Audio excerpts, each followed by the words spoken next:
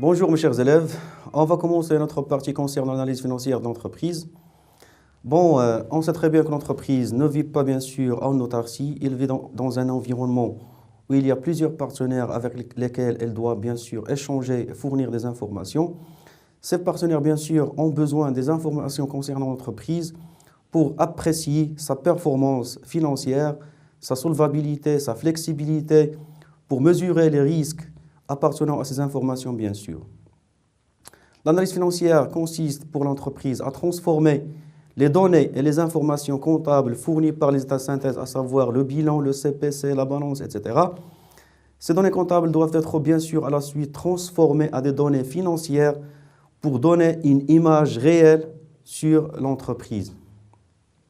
Ces données, ces informations doivent être transformées aux gestionnaires de l'entreprise, aux banques de l'entreprise, aux fournisseurs de l'entreprise, au comité de l'entreprise, pour que tous ces partenaires, bien sûr, aient la bonne information sur la solvabilité et la performance financière de l'entreprise. Pour les gestionnaires, pourquoi ils ont besoin des informations financières? Tout simplement parce que ce sont les gestionnaires de l'entreprise.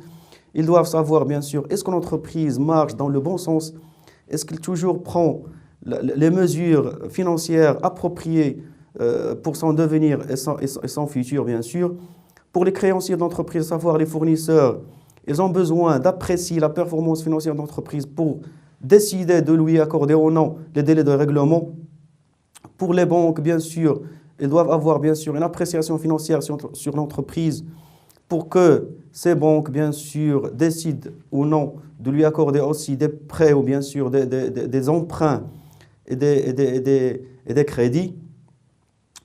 Pour aussi les comités de l'entreprise, pour que ces derniers, bien sûr, aient une bonne image, bien sûr, ou bien aient une réelle image sur la performance financière de l'entreprise avant de décider de faire ou non des revendications salariales.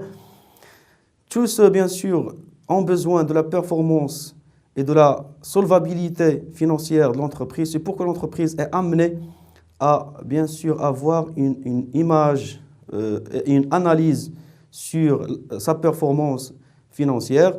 C'est ce qu'on va voir dans cette deuxième partie de votre cours de comptabilité. On va commencer par le premier chapitre concernant, bien sûr, le bilan financier.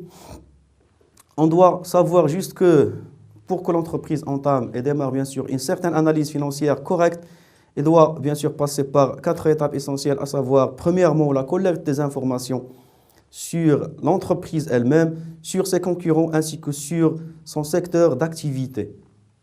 Deuxièmement, on doit traiter, c'est ce qu'on appelle le retraitement et le reclassement de ces données, à savoir, bien sûr, c'est le diagnostic financier de l'entreprise, c'est ce qu'on va voir dans le bilan financier. Troisièmement, fournir des outils, bien sûr, pour ce diagnostic. Et dernièrement, ce qu'on appelle la synthèse des résultats ou le calcul des ratios financiers de l'entreprise. On va commencer, à la le premier chapitre concernant le bilan financier. Restez toujours avec nous et merci bien sûr de votre attention. Bonjour mes chers élèves, on va commencer notre premier chapitre concernant le bilan financier.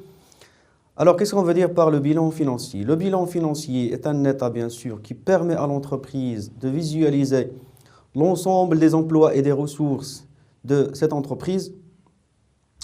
Bien sûr, c'est toujours à partir des états de synthèse établis comptablement, à savoir le bilan comptable, le CPC, bien sûr, la balance, etc. Avant de passer du bilan comptable au bilan financier, bien sûr, le bilan financier donne une idée réelle, bien sûr, sur les valeurs de l'entreprise. Le passage du bilan comptable au bilan financier passe toujours, bien sûr, par un ensemble des étapes que l'on nomme les retraitements et les reclassements. Qu'est-ce qu'on veut dire par les retraitements et les reclassements? Les retraitements consistent à éliminer des immobilisations en non-valeur, l'ensemble des actifs fictifs, à savoir les frais préliminaires, bien sûr, et les frais de constitution. Et la constatation des plus-values ou des moins-values, c'est la comparaison entre la valeur réelle et la valeur comptable. Par exemple, si j'ai acquis, bien sûr, un terrain avec une valeur, par exemple, de 300 000 dirhams, et je trouve que la valeur de ce terrain réellement maintenant n'est pas de 300 000 dirhams, par exemple, elle est de 400 000 dirhams. Alors, dans ce cas-là, j'ai constaté une plus-value de 100 000 dirhams. Et je dois bien sûr la retraiter. Les reclassements, ce sont les postes d'actifs et leur liquidité, et les postes du passif et leur exigibilité. Bien sûr, les postes d'actifs, on trouve l'actif immobilisé, l'actif circulant et la trésorerie active. Pour les postes du passif, on trouve les capitaux propres, les dettes qui contiennent les dettes à long et moyen terme et les dettes à court terme, et bien sûr la trésorerie passive. Alors, c'est l'ensemble, bien sûr, des opérations de retraitement et de reclassement à partir duquel, bien sûr, l'entreprise arrive à faire son bilan financier. On va voir un petit exemple, bien sûr, où on va voir une illustration schématisée, un simple tableau qui contient l'ensemble des opérations de reclassement et de retraitement. On va revenir tout de suite.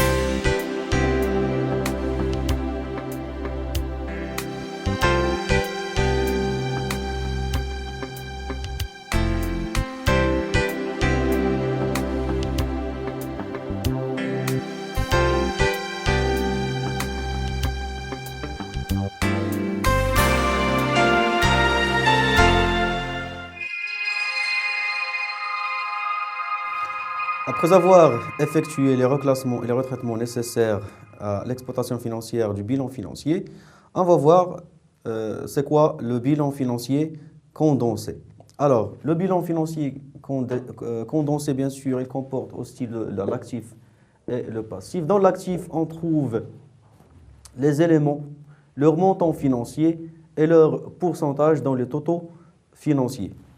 Pour les éléments, on trouve les valeurs immobilisées, bien sûr, après avoir été retraitées, les valeurs d'exploitation ou les stocks et les valeurs réalisables, ainsi que les valeurs disponibles. Pour les valeurs réalisables, elles comportent les créances et les TVP.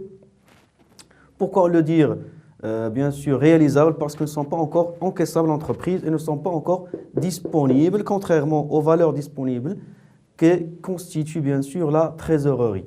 Et on calcule en fin du compte les totaux financiers et le pourcentage qui sera bien sûr de 100%. Pour les valeurs du passif, on trouve les capitaux propres.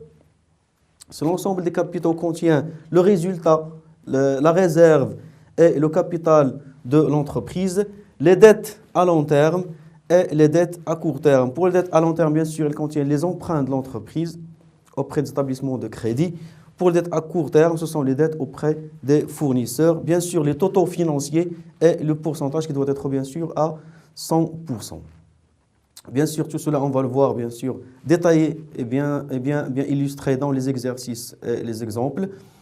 On va voir tout de suite la méthode de l'analyse par les ratios sur la base de ce bilan financier condensé et on va se revoir dans quelques instants.